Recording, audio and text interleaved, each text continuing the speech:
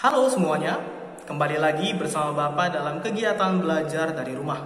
Hari ini Bapak akan menjelaskan mengenai latihan hari ini, latihan PPKN.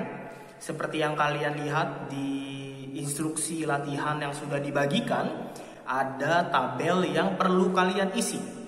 Nah, di dalam tabel tersebut ada beberapa kolom ya. Kolom yang pertama ini sudah ada isinya, yaitu contoh sikap.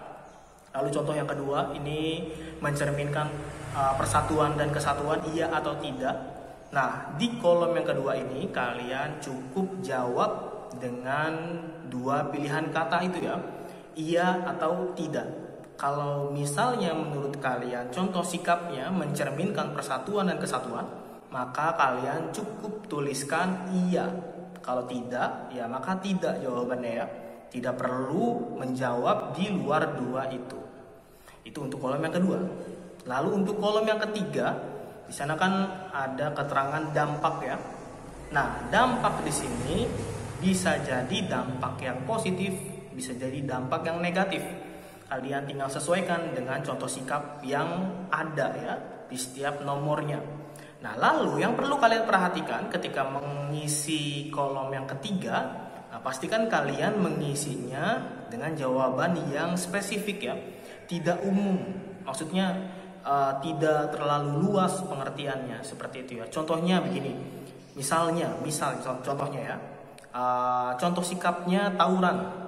Nah, maka di kolom keduanya kita isi tidak ya, karena tidak mencerminkan persatuan. Nah, di kolom ketiganya ya, kalian isi dampak apa yang akan dihasilkan oleh kegiatan tawuran. Contohnya misalnya mencemarkan nama baik sekolah misalnya ya. Itu kan dampak yang akan diberikan ya, salah satunya. Ada lagi nggak? Ada.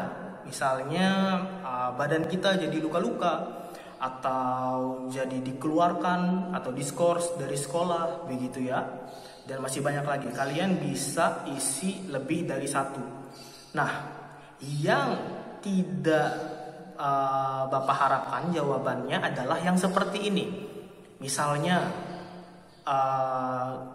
dampaknya rusaknya persatuan dan kesatuan. Ya, kita tahu ya kalau setiap contoh sikap yang negatif itu kan pasti ujungnya akan ke sana. Tapi kan ada dampak yang lebih spesifik begitu ya, ada dampak yang lebih nyata lagi. Nah, itu yang perlu kalian cari tahu dari masing-masing contoh sikap yang ada ya. Jadi kayak misalnya jawabannya dampaknya buruk misalnya, atau dampaknya baik, itu kan umum ya, tidak jelas dampaknya seperti apa. Jawaban-jawaban seperti itu yang harus dihindari. Usahakan jawabannya spesifik ya. Apakah jadi seperti apa? Nah, kalian nanti analisa, kalian cari tahu ya, sesuai dengan contoh sikapnya masing-masing. Ya, itu untuk latihan hari ini ya. Yang kedua, Bapak ingin jelaskan, Bapak ingin beritahu kalau ujian kenaikan kelas ini akan dilakukan sebentar lagi. Perkiraannya adalah akhir bulan ini. Bapak belum tahu tanggalnya, kita tunggu saja. Yang pasti sebentar lagi.